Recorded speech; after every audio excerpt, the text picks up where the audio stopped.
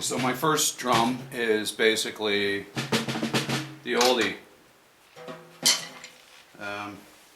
Guess I got it kind of backwards here.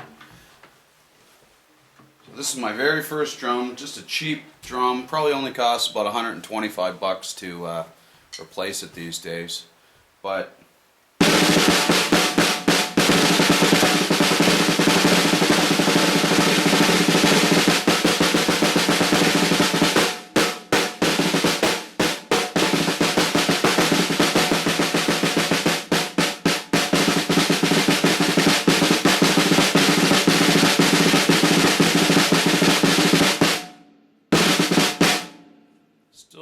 it's still a functional snare drum for practicing on and for just using as a snare drum. If you have a kit like I do, I have at home I have two kits split up so that the student can play one and I can play one, and I play all this old garbage stuff, but you know, it's still pretty decent. It's got a nice backbeat on it, and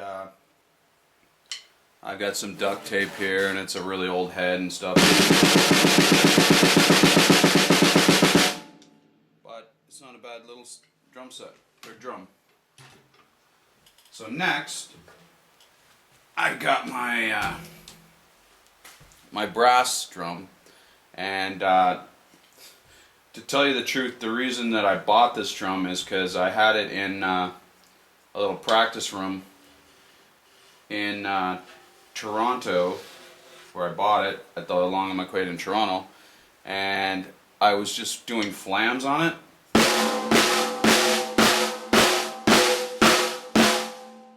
I thought, well, that sounds pretty good.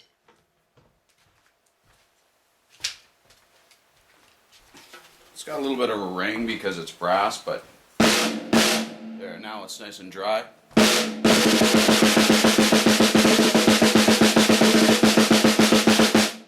Sounds like a wooden snare. It's really weird.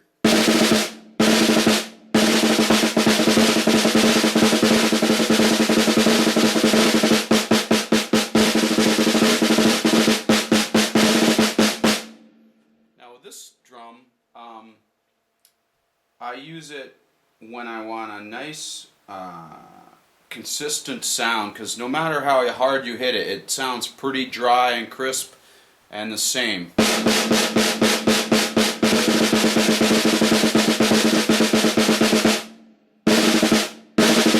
So you can still get a little bit of a snare sound, but it's primarily just a nice crack. So I used to use that. I mean, this was my baby for probably 15 years until I started collecting drums. So I just had these two drums basically for since '91 to about 2003 or 4. So 12 or 13 years.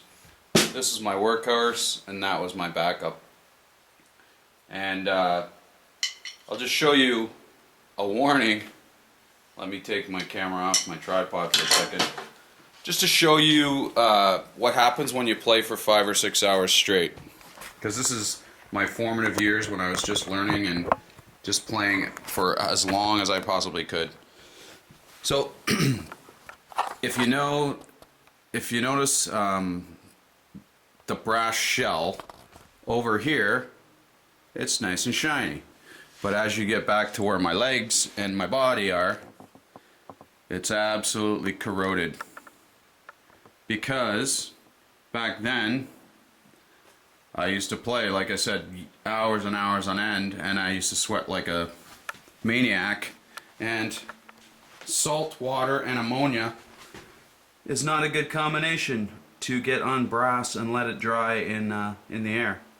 So that's what happened there. It's a pity. It still sounds good, but if you can see, look, beautiful finish there.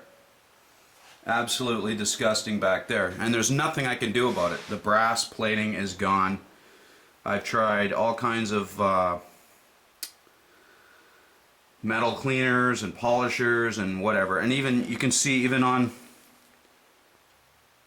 on the rim itself, the chrome is actually bubbled and gone. Now, of course, I could buy a new brass shell and a new top thing, but might as well just buy a new drum, right? So I keep it the way it is. It still sounds good.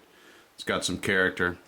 The only weird thing about this is, and I think it's because of this, the way that it's constructed between the shell holder and the bottom rim, is that the bottom lugs come out. So after about a week of playing, I have to kind of check the carpet for some lugs. There's usually one or two that fall out.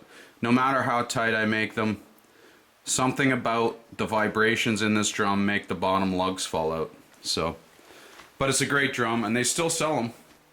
And I must caution you though, you have to buy special snares because they're extra long snares. They're longer than 14 inches because of the, if you look at the snare mechanism, it's kind of extended because it's got to go below the actual head of the rim and then come back up. So I've got 3 or 4 of those just in stock in case they ever stop making these drums. Okay, so that's the first 2 drums, and now I'll go on to some more.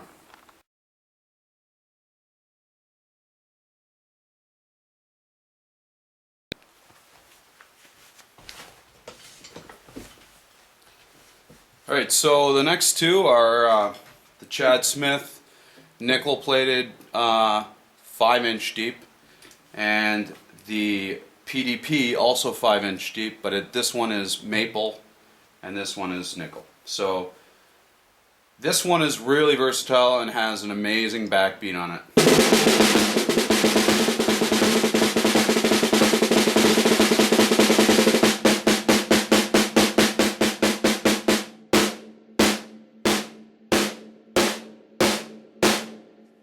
So that one just really makes my boat float when I'm playing it, and it, even with protective ear covering on it, I can still hear that and feel that too. So now we have the same size drum exactly, but with wood. Now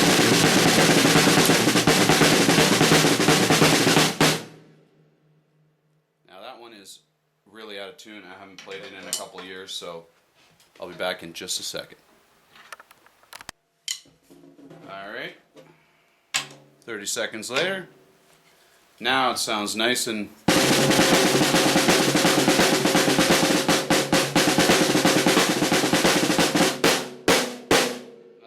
that one has a pretty nice crack too.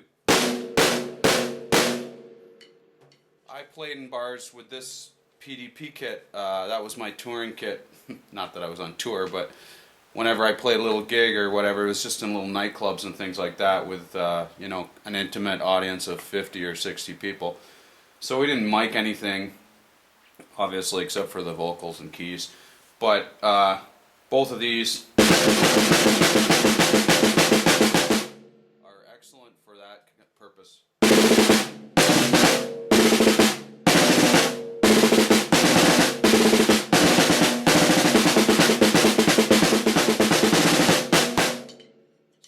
As you can hear, all these are very good quality, but they all have their own kind of...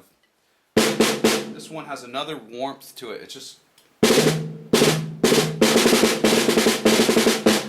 don't know, it's got to be the nickel or something. It's just... I just love this drum.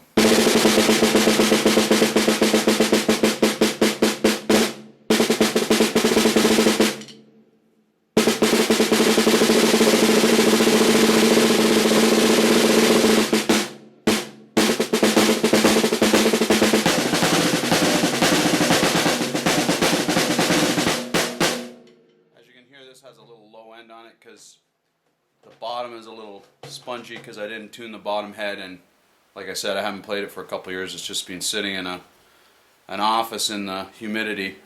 But it's a pretty nice drum for coming in a little $600 5-piece kit. So let's move on to the next couple.